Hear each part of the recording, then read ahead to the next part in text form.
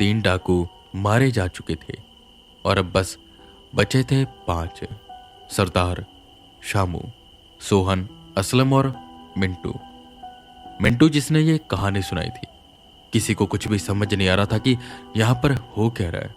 मिंटू तो बार बार कह रहा था कि चुड़ैलें अभी भी है यहां पर वहीं शामू ये सब बातों में मानता नहीं था। पर जो उसने अभी अपनी आंखों से देखा था वो उसे कैसे बयां करे।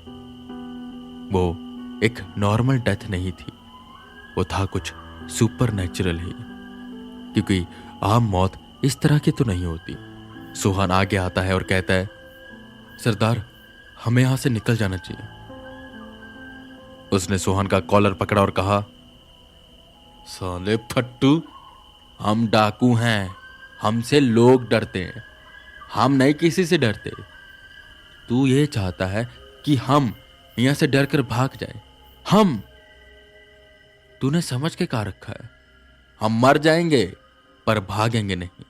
ये जो भी है इसे हम खुद अपने हाथों से मारूंगा और चुड़ैल होगी ना तो उसे भी ले आऊंगा, मजे करेंगे उसके साथ भी, समझे? वो हंसने लगा, जिस पर एकदम से कौवा आया और उसने सीधा सरदार की आंख पर हमला किया। किसी तरह सरदार की आंख बची। सरदार ने सीधा उस कौवे की ओर गोली चलाई, पर वो कौवा बच गया और वहां से चला गया। सब लोग एक साथ रहेंगे, कोई भी अकेला नहीं जाएगा कहीं।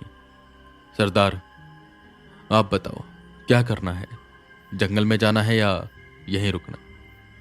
शामू ने पूछा, जिस पर सरदार बोला, सवाल नहीं उठता, हथियार उठाओ और चले जंगल में।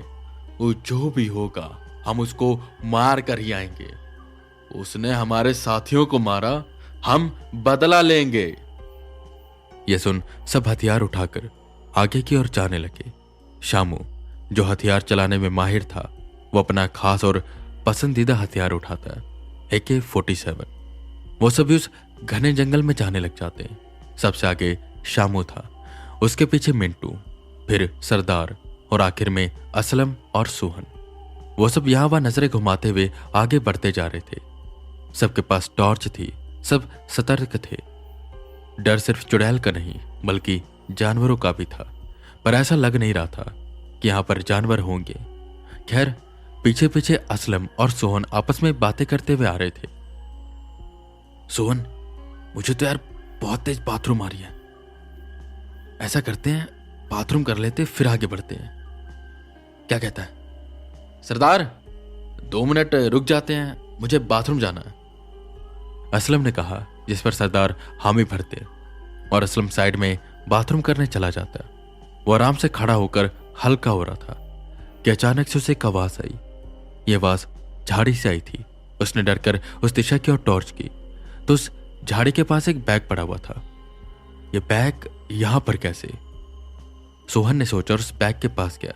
उसने वो बैग खोला तो जो उसने उस बैग में देखा उससे उसकी आंखें बड़ी हो गई। उस बैग में पैसे ही पैसे थे। साला इतने पैसे! ऐसे करता हूं इन्हें यहां कहीं छुपा देता हूं, बाद में ले जाऊंगा। वो यहां वहां देखते हुए बैग बंद करने वाला था कि एकदम से उसके हाथ को किसी ने पकड़ा। ये हाथ बैग से ही बाहर आ रहा था। असलम ने टॉर्च उस बैग की तरफ की तो उसके अंदर प्रिया का पति था, जो उसकी तरफ देखकर मुस्कुरा रहा था। आ जाओ, पैसे ले लो। तुम्हें पैसे चाहिए था ना, ले लो पैसे। जितने पैसे चाहिए उतने पैसे ले लो, लेना पैसे। असलम ने चिल्लाना चाहा कि तभी एक और हाथ आता और असलम के मुंह को दबा देता। वहीं दूसरी तरफ सरदार और बाकी सब असलम का इंतजार कर रहे थे। ये असलम कितना पानी पीता है, 10 मिनट से ऊपर हो गए, आया ही नहीं, सरदार ने कहा, जिस पर सोहन बोला, सरदार कहीं उसे कुछ हो तो नहीं गया?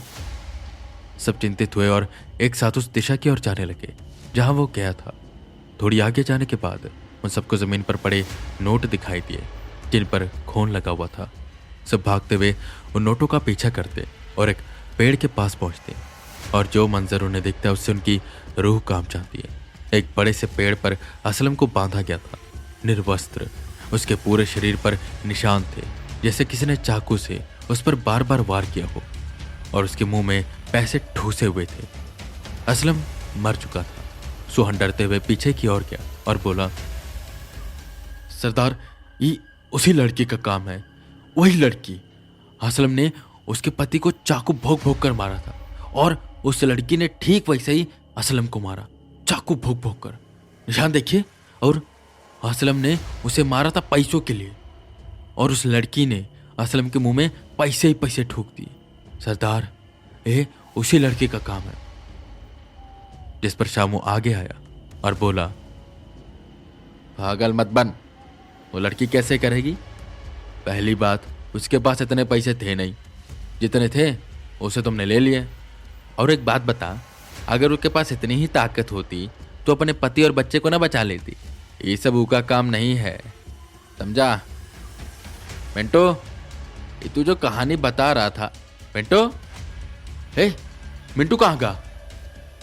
शामू पैनिक हुआ। मिंटू जब भी थोड़ी देर पहले यही था, वो अब गायब हो चुका था। अबे सोहन, वो तो अपने साथ ही था ना, कहां चला गया? सरदार ने बोला कि उतनी देर में सबको हंसी की आवाज सुनाई दी और एक आवाज लुढ़खुड़ाने की। सरदार ने उस दिशा की ओर टॉर्च की जहां से आवाज आ रही थी, तो एक कटा हुआ सर लुढ़खुड़ाते हुए उनके पास आता है। यह सर किसी और का नहीं बल्कि मिंटू को था। उतनी देर में उन्हें किसी के कुछ घसीटने की आवाज आई।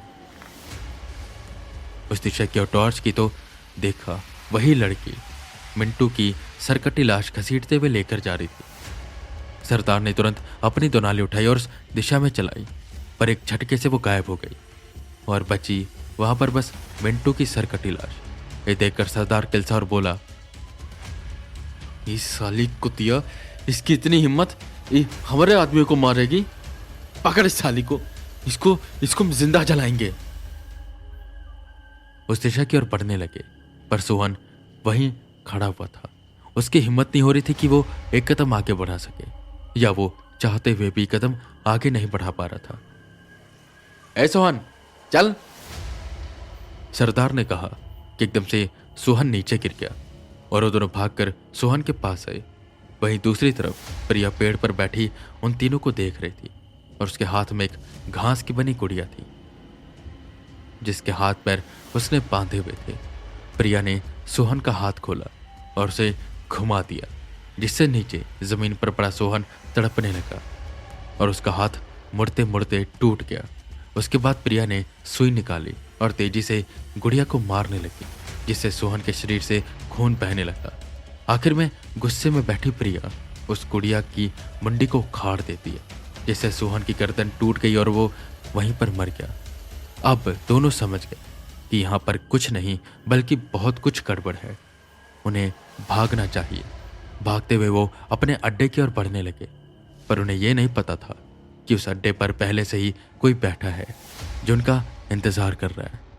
प्रिया ने बाकी सबको मार दिया था, पर वो इन दोनों को तड़पा तड़पा कर मारना चाहती थी।